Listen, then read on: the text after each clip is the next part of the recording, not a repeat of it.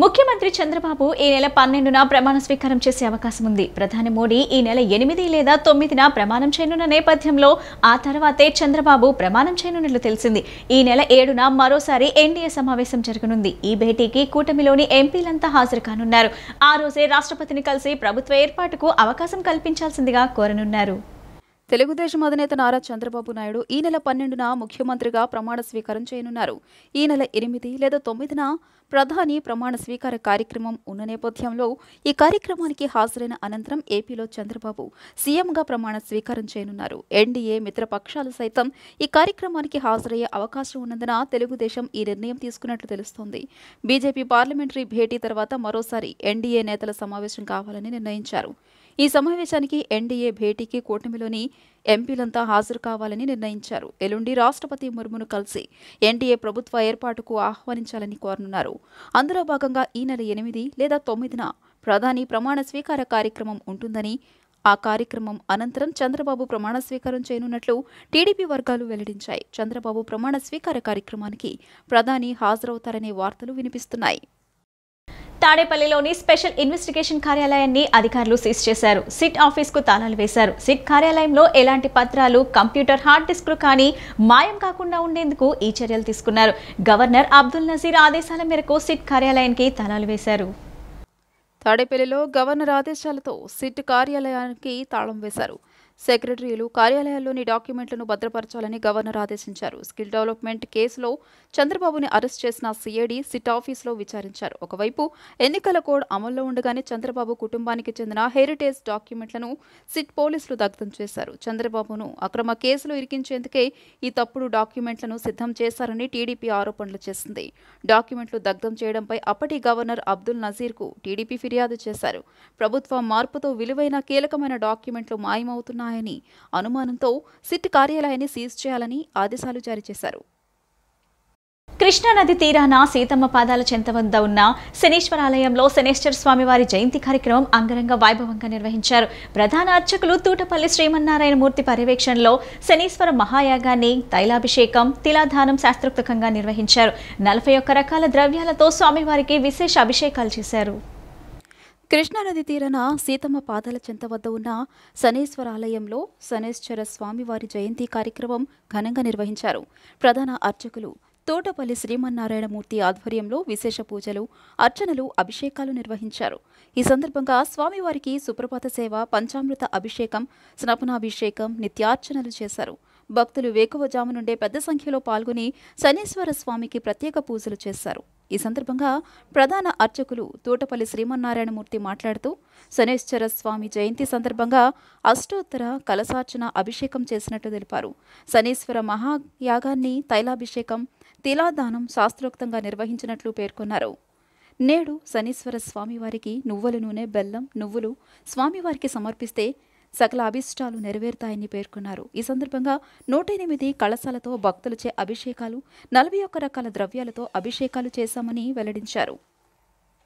ఈరోజు శని భగవానుడికి ప్రీతికరమైనటువంటి రోజు కాబట్టి శని ప్రీతిగా చేసేటువంటి తైలాభిషేకం, తిలదానం, స్వామివారి యొక్క హోమం ఇవన్నీ చాలా విశేషమైనటువంటి ఫలితాలను ఇస్తాయి.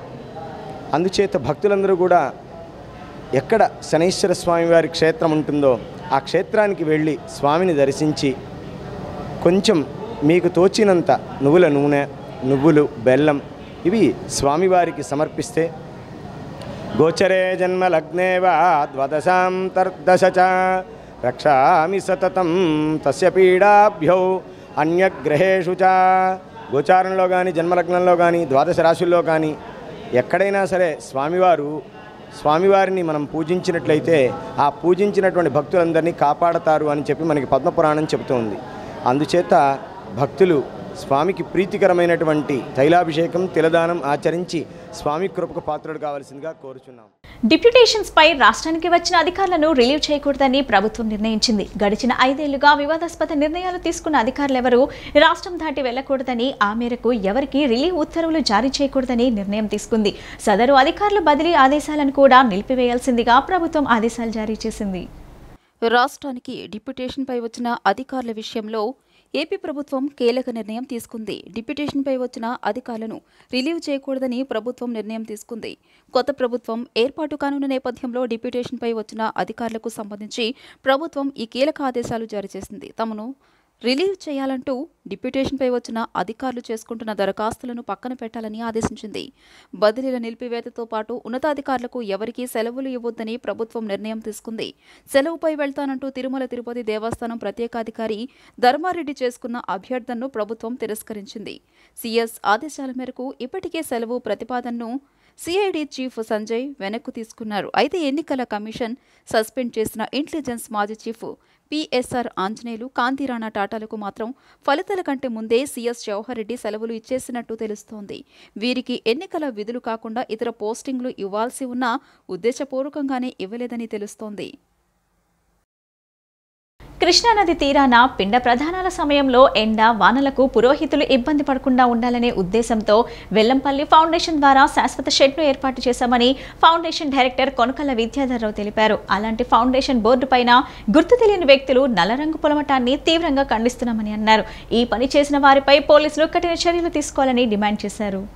కృష్ణానది తీరాన పిండ ప్రదానాలు చేసే ఘాట్లో వెల్లంపల్లి ఫౌండేషన్ ద్వారా ఏర్పాటు చేసిన షెడ్పై ఉన్న నేమ్ బోర్డుపై నల్లరంగు పూలమఠంను కృష్ణానది పురోహిత సంఘం సభ్యులు ఖండించారు.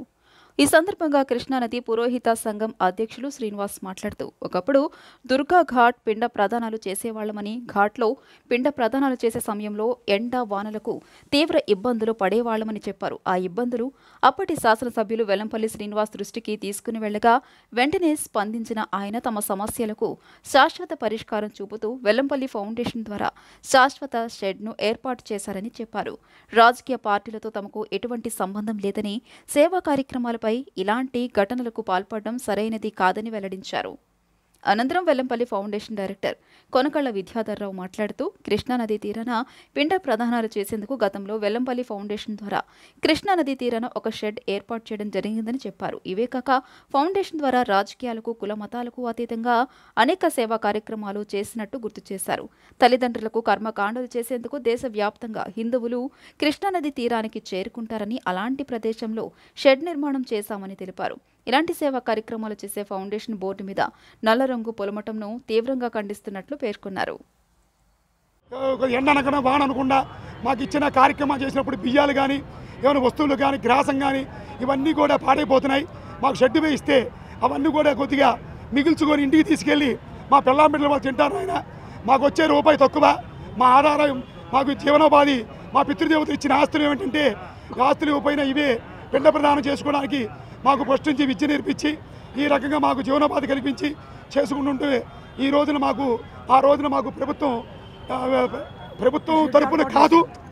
తరపున కాదు ఇది వెల్లంపల్లి శ్రీ గారు ఆలోచించి ఒక ఆయన భావంతో బ్రాహ్మణులకు షెడ్ వేయిస్తే బాగుండి చెప్పి మనసులో భావంతో కలిగించుకొని మాకు షెడ్ వేసి ఇంతవరకు మాకు ఎండ అనుకున్నా వాన అనుకుండా తెచ్చిన బియ్యం ఇచ్చిన యజమానులు మా కార్యక్రమం ఇచ్చిన బియ్యాలు కూడా మేము చక్కగా ఇంటికి తీసుకెళ్ళి వాళ్ళ పిల్లం బిడ్డలు అందరూ కూడా తినగలుగుతున్నామంటే ఓ రకంగా చెప్పాలంటే ఇది ఆయన పుణ్యమే.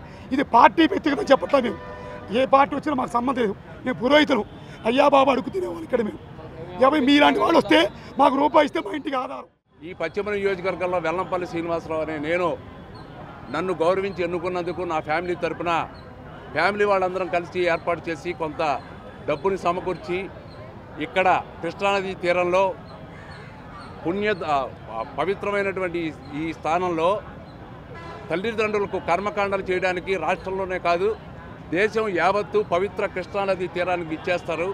ఇక్కడ అనేక సంవత్సరాలుగా ఎండనక వాననక తడిసి ముద్దయిపోయే పరిస్థితుల్లో ఇక్కడ వారందరూ గౌరవ మాజీ శాసనసభ్యులు వెల్లంపల్లి శ్రీనివాసరావుని కోరగా ఇక్కడ ఒక షెడ్డు నిర్మించి అనేక మందికి పవిత్రమైనటువంటి ఈ స్థానాల్లో మరి తల్లిదండ్రులకి పితృతర్పణ చేసేటువంటి కార్యక్రమాలు చేయడానికి ఒక మంచి అవకాశాన్ని కల్పిస్తే దాన్ని దురుద్దేశపూర్వకంగా చనిపోయినటువంటి వాళ్ళ తల్లిదండ్రుల ఎంబ్లం, వారి అబ్బాయి ఎంబ్లంని రాత్రికి తుడిచేసినంత మాత్రాన ఈ యొక్క కసి తీరదు. ఇలాంటి అకృత్యమైనటువంటి కార్యక్రమాలు కానివ్వండి, సంఘ వ్యతిరేక కార్యక్రమాలు చేయడం మానవత్వం ఉన్న ఏ మనిషికి ఇది మంచిది కాదు.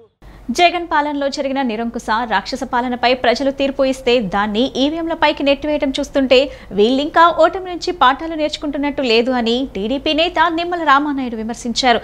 చెత్త పాలన చేసిన చెత్త ముఖ్యమంత్రి ఇంకెవరూ లేరు అనే విషయాన్ని మేం చెప్పటం కాదు, ప్రజలే ఎన్నికల తీర్పుతో చెప్పారని వివరించారు. ఓటమికి ఈవీఎం ట్యాంపరింగ్ కారణమంటూ వైసీపీ నేతలు చేస్తున్న వ్యాఖ్యలను టీడీపీ ఎమ్మెల్యే నిమ్మల రామానాయుడు ఖండించారు. ప్రజలు ఇచ్చిన తీర్పును కూడా వీళ్లు తప్పుదారి పట్టిస్తున్నారని మండిపడ్డారు. 2019లో ఇవే ఈవీఎంల ద్వారా వైసీపీ 151 సీట్లను గెలుచుకుని ఏపీలో ప్రభుత్వం ఏర్పాటు చేసింది కదా, అప్పుడు జరగలేదా ఈవీఎం ట్యాంపరింగ్ అని నిలదీశారు. ఈ 5 ఏళ్లలో జరిగిన నిరంకుశ రాక్షస పాలనపై ప్రజలు తీర్పిస్తే దాన్ని ఈవీఎంలపైకి నెట్టేయడం చూస్తుంటే వీళ్ళింకా ఓటమి నుంచి పాఠాలు నేర్చుకుంటున్నట్టు లేదు అని నిమ్మల రామానాయుడు విమర్శించారు. ధనంజయ రెడ్డి, సజ్జల రామకృష్ణారెడ్డి, సుబ్బారెడ్డి, పెద్దిరెడ్డి, మిథున్ రెడ్డి వీళ్ళందరికీ మూలం జగన్మోహన్ రెడ్డి అని, ఆయన రాజకీయాల్లోకి వచ్చిందే ధన దాహంతో తప్ప ప్రజలకు సేవ చేయడానికి కాదన్నారు. ఈ 5 ఏళ్లు తన సన్నిహితులతో చేసిన రాజకీయాలే అతడికి ప్రతికూలంగా మారాయన్నారు. ఈ పాలన పట్ల ప్రజలు ఎంతో కసితో ఓటేశారని, నాడు తెలుగుదేశం పార్టీ ఆవిర్భవించినప్పుడు కూడా లేనంత ప్రభంజనం ఈసారి ఎన్నికల్లో కనిపించిందన్నారు. ఆంధ్రప్రదేశ్ రాష్ట్ర చరిత్రలోనే ఇంత చెత్త పాలన చేసిన చెత్త ముఖ్యమంత్రి ఇంకెవరూ లేరు అనే విషయాన్ని మేము చెప్పడం కాదు, ప్రజల ఎన్నికల తీర్పుతో చెప్పారు అని నిమ్మల రామానాయుడు వివరించారు. ఏదైతే నిన్న 4వ తేదీన ఆంధ్రప్రదేశ్ రాష్ట్ర ప్రజలిచ్చినటువంటి తీర్పు ఏదైతే ఉందో 5 కోట్ల ఆంధ్రుల సమిష్టి విజయం అది. ఏదైతే ఈ యొక్క 5 సంవత్సరాల జగన్మోహన్ రెడ్డి పాలన మీద జనం తిరగబడి ఒక ప్రభంజనంలా జగన్పై విరుచుకుపడి ఈ నిరంకుశత్వ నియంతృత్వ రాజ్యాన్ని కోకట వేళ్లతో పెక్కలించి కుప్ప కూల్చినటువంటి చారిత్రాత్మకమైనటువంటి విజయం నిన్నటి విజయం. అటువంటి విజయం పట్ల మరి ఏదైతే జగన్మోహన్ రెడ్డి మరి గుర్తించుకోవాల్సింది, ప్రజాస్వామ్యంలో పాలకులనేవాళ్ళు యజమానులు కాదు, పాలకులనేవాళ్ళు సేవకుల మాదిరిగా ఉండాలనేటువంటి విషయాన్ని, వాస్తవాన్ని మరిచిపోయి ఏదైతే ఒక హిట్లరు, ఒక ముస్సోలిని, ఒక ముషారఫ్ మించినటువంటి నిరంకుశత్వ నియంతృత్వ పాలనని ఏదైతే ఆంధ్రప్రదేశ్ రాష్ట్రంలో అందించాడో దానితో ఏదైతే పెద్ద ఎత్తున ప్రజాగ్రహం మరి ఏదైతే ఆంధ్రప్రదేశ్ రాష్ట్రంలో వెల్లువెత్తితే ఆ యొక్క ప్రజల తీర్పుని కూడా అపహాస్యం చేసేటువంటి విధంగా జగన్మోహన్ రెడ్డి మాట్లాడడం అనేది చాలా చాలా దుర్మార్గమైన విషయం అని చెప్పి మరొక్కసారి సందర్భంగా తెలియజేసుకుంటూ, ముస్లిం సమాజం మద్దతుతోనే రాష్ట్రంలో కూటమి నేతలు కనీవిని ఎరుగని రీతిలో విజయం సాధించారని ఆంధ్రప్రదేశ్ ముస్లిం సంఘాల జాయింట్ యాక్షన్ కమిటీ నేతలు షేక్ సలావుద్దీన్, షేక్ కరీముల్లాలు తెలిపారు. 2019 ఎన్నికల్లో వైసీపీ పార్టీని తాము గెలిపిస్తే మంచి చేయకపోగా తమకు తీరని నష్టాన్ని మిగిల్చారని చెప్పారు. ముస్లిం సమాజం కోసం ఏమి కావాలో ఇప్పటికే చంద్రబాబుకు వినతి పత్రం ఇవ్వడం జరిగిందని, ఆయన హయాంలో ముస్లింలకు మంచి జరుగుతుందని భావన అందరిలో ఉందని స్పష్టం చేశారు. గడిచిన ఎన్నికల్లో ముస్లిం సమాజం మొత్తం టీడీపీ పార్టీకి మద్దతు తెలిపిందని, దాని కారణంగానే రాష్ట్రంలో కూటమి నేతలు కనీవిని ఎరుగని విధంగా విజయం సాధించారని ఆంధ్రప్రదేశ్ ముస్లిం సంఘాల జాయింట్ యాక్షన్ కమిటీ తెలిపారు. బుధవారం బందర్ రోడ్లోని తమ కార్యాలయంలో ఏర్పాటు చేసిన విలేకరుల సమావేశంలో వారు మాట్లాడుతూ టీడీపీ అధినేత చంద్రబాబు ఏప్రిల్ నెలలో కలిసి మద్దతు తెలపడం జరిగిందని గుర్తు చేశారు. రాష్ట్రంలో గత 5 ఏళ్లలో ముస్లింలకు సరైన గుర్తింపు ఇవ్వలేదని ఆవేదన వ్యక్తం చేశారు. తమ సమస్యలన్నింటినీ నారా చంద్రబాబు దృష్టికి తీసుకుని వెళ్లడం జరిగిందన్నారు. 2019 ఎన్నికల్లో తాము మద్దతు పలకడం వల్లనే వైసీపీ పార్టీ 151 సీట్లు సాధించిందని, కానీ అధికారంలోకి వచ్చాక తమ సమస్యలు పరిష్కరించడంలో విఫలమయ్యారని విమర్శలు చేశారు. మంచి చేయకపోగా తమకు చాలా నష్టం కలిగించారని చెప్పారు. ముస్లిం సమాజం కోసం ఏం కావాలో ఇప్పటికే చంద్రబాబుకు వినతి పత్రం ఇవ్వడం జరిగిందని, ఆయన హయాంలో ముస్లింకు మంచి జరుగుతుందని భావన అందరిలో ఉందని స్పష్టం చేశారు. ఆయన ప్రామిస్ చేశారు, మీరు ఒక యూనివర్సిటీ అడుగుతున్నారు, స్వచ్ఛందంగా మేము 2 యూనివర్సిటీలు మీకు ఇస్తామని చెప్పేసి చంద్రబాబు నాయుడు గారు మాకు ప్రామిస్ చేయడం జరిగింది. అదే ఉన్న కొద్ది టైంలోనే మేము రాష్ట్రం మొత్తం అన్ని చోట్ల మేము ముస్లిం సమాజానికి ఆ మెసేజ్ ఇవ్వడం జరిగింది. ముస్లిం సమాజం కూడా వాళ్ళకి కరెక్ట్గా ఏం కావాలో అది మేము అడిగాము, చేయగల వ్యక్తిని అడిగాము. మాకు తెలుసు వైఎస్ జగన్మోహన్ రెడ్డి అత్యంత దారుణంగా ఈ ఎలక్షన్స్లో ఓడిపోతున్నారని మేము గ్రహించాము. మేమని కాదు, పేద మధ్యతరగతి వ్యాపారస్తులు, ఉద్యోగస్తులు, ఇన్వెస్టర్సు, డెవలపర్సు, అట్లా ఒక సెక్టర్ కాదు, ప్రతి సెక్టార్ని కూడా ఆయన ఎక్కడా కూడా ఆయన సెక్టార్స్ని ఆయన డెవలప్ చేసింది లేదు. డెవలప్ చేయకపోగా ఆయన అన్ని సెక్టార్స్ని కూడా డైల్యూట్ చేశారంటే కుదేలు పరిచేశాడు ఆయన. అందుకని ఈసారి ఖచ్చితంగా థంబింగ్ మెజారిటీతో చంద్రబాబు నాయుడు గారు గెలుస్తారని మేము నమ్మాము. నిన్న మీరు ఓటు రూపంలో చూశారు, ఎక్కడా లేనటువంటి 175కి 175 అన్న మనిషి ఒకటి పోయి 2 వచ్చినట్టు 11 సీట్లకి మాత్రమే కనీసం క్యాబినెట్ హోదా కూడా దక్కని పరిస్థితి. ఎందుకంటే ఓటర్లు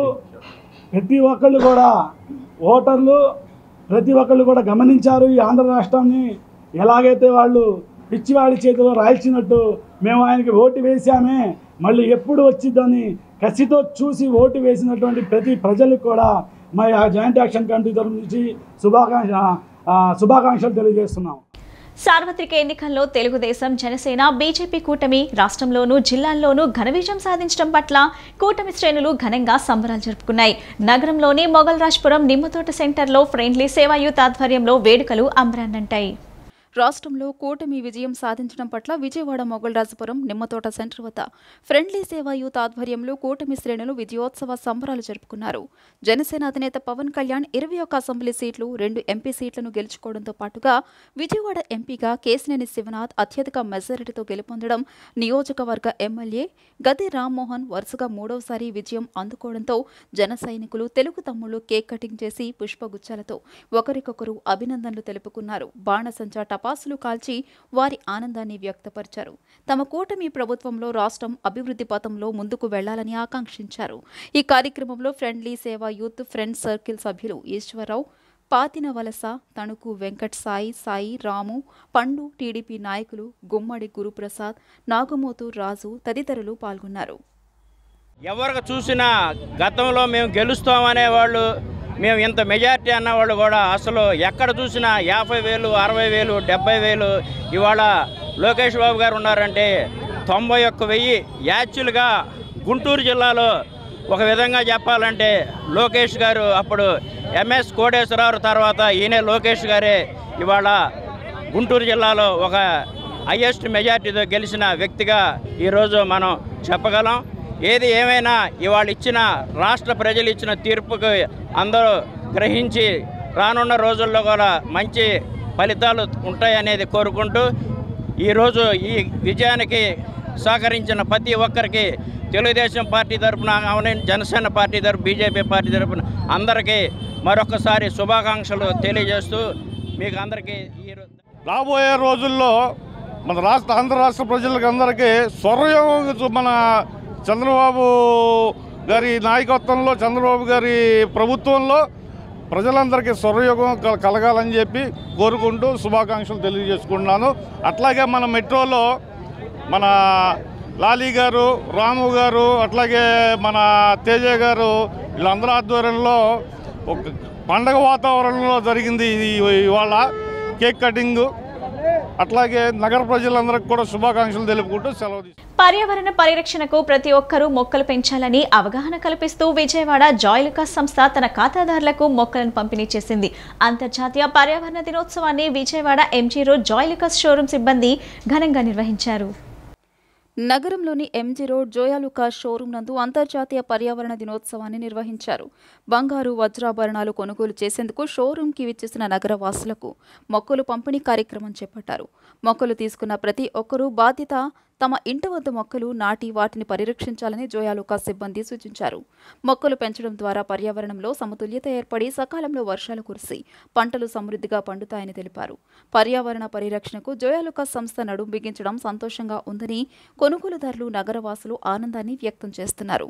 కాలుష్య రహిత వాహనాల వినియోగం, ప్లాస్టిక్ వాడకం తగ్గించి నీరు, ఆహారం వృధా కాకుండా జాగ్రత్తలు పాటిస్తే పర్యావరణం పరిరక్షించబడి భావితరాలకు కాలుష్య రహిత సమాజాన్ని అందించవచ్చన్నారు. ప్రతి ఒక్కరూ పర్యావరణ రహిత జీవనశైలి అలవర్చుకోవాలని వినియోగదారులకు పిలుపునిచ్చారు. ఈ సంవత్సరం మనం జూన్ 5వ తారీఖున మన ఈ ప్రపంచ పర్యావరణ దినోత్సవం మనం ఘనంగా జరుపుకుంటున్నాం. అలానే మన జోయిల్కాస్ తరఫున విజయవాడ బ్రాంచ్ తరపు నుంచి మనం కొన్ని మొక్కల్ని పంపిణీ చేయడం జరిగింది. కస్టమర్లందరూ కూడా పంపిణీ చేయడం జరిగింది.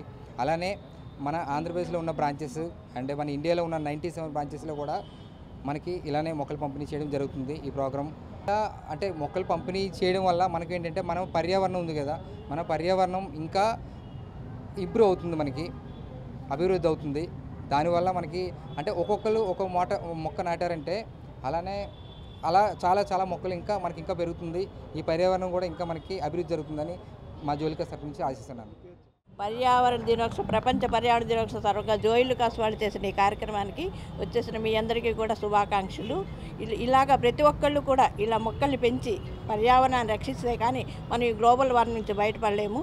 చెట్లు కొట్టే కార్యక్రమం పెట్టకండి, ప్రతి ఒక్కళ్ళు ఇలాగ చెట్లు నాటడం మొదలు పెట్టండి. ఇది మంచి కార్యక్రమం చేపట్టండి. వీళ్ళందరికీ కూడా ధన్యవాదాలు.